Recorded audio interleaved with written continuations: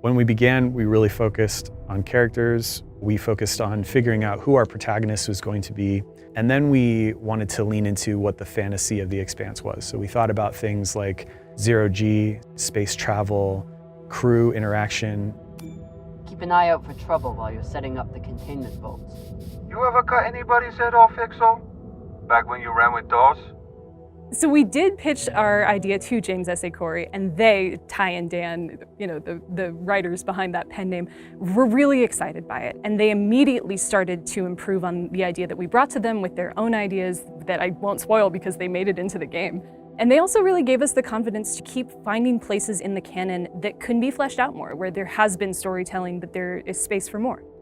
One of the most amazing things about working in the Expanse is that Ty and Daniel have essentially created a whole world that's rich and interesting and feels fresh, and that informed every aspect of development from the beginning.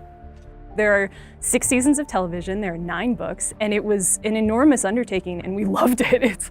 It was such a wonderful deep dive into this beautifully crafted sci-fi world, and it was important to everybody on the team that we become not just fans, but experts in the world. So one of the things that's like a big theme on The Expanse is tough choices, I feel like. People have to make tough choices all the time because space is dangerous and tough things are happening all the time, and I feel like we've definitely incorporated that into the game. It helps you feel like you're on an episode of The Expanse, right? But you're the main character, you're the one making those choices. If you're watching the show, you have a very diverse crew that's on the Rocinante. And what was interesting about that were the clashing perspectives. And when we were developing characters, we wanted to maintain that same idea of characters from different backgrounds that all kind of have something in their past they don't really want to talk about at the beginning. And as they go through and you get to know these characters, you get to find out where they're from and what they've been through.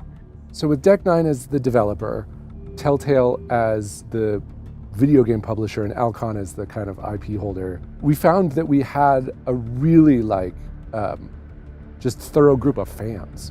Honestly, the collaboration was effortless.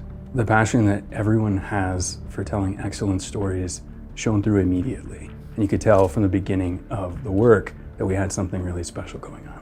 Creating a video game is extremely challenging. There are a lot of parties that need to bring something together that looks like it's made by one person, but really it's made by a lot of people.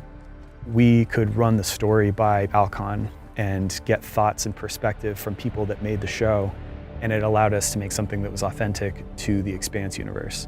And Telltale also has their perspectives on things, and working with those two was a great collaboration because we could explore things that we hadn't really done before. We're adding new types of gameplay. We're talking about things that Telltale Games have done in the past that have inspired us, and really getting to talk with other experts in the field about how this stuff works, and going through it has been a big and fun part of how we developed this game. This is the greatest score any scavenger has ever come across. How could you possibly know that? I've been at this a long time. When there's a treasure this big, I make it my business to know about it.